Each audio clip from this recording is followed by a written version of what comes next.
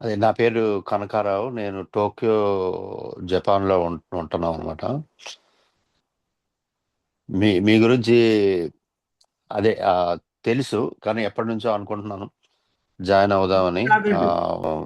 చాలా నిజంగా నేను ఇంప్రెస్ అయ్యాను. ఎందుకంటే చాలా అవగాహనతోటి, చాలా క్లియర్‌గా అందరికీ అర్థమయ్యే రీతిలో చెప్పడం, ఇంట్రెస్ట్ రోజు రోజుకి ఇంట్రెస్ట్ బాగా క్రియేట్ అవ్వటం.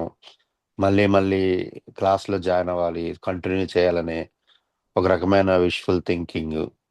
సో, ఇదంతా గూడా I think probably me knowledge, తర్వాత మీకున్న శ్రద్ధ, చాలా మంది జీవితాలను బాగు చేయాలి అనే ఒక రకమైన అన్‌కండిషనల్, దాన్నేమంటారు, అది నిస్వార్థమైన ఒక రకమైన సేవ అంటారేమో మరి తెలీదు.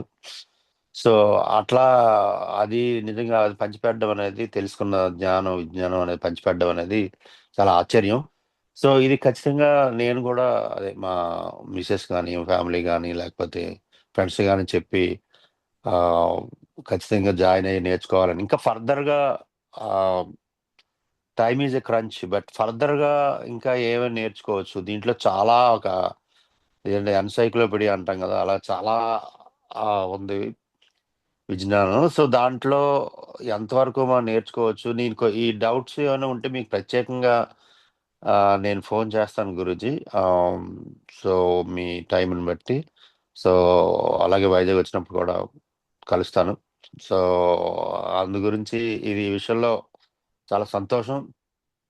సో, అందరూ కూడా ఖచ్చితంగా ప్రతిరోజు పాటించాలి. కాకపోతే ఎంతసేపు చేయాలి? ఎప్పుడు చేయాలి? ఎన్ని సార్లు చేయాలి?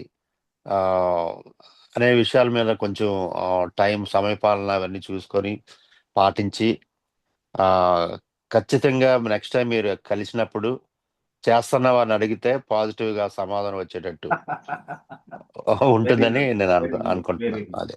Thank you very very much. Thank you. Thank you so much Kanakaraju గారు.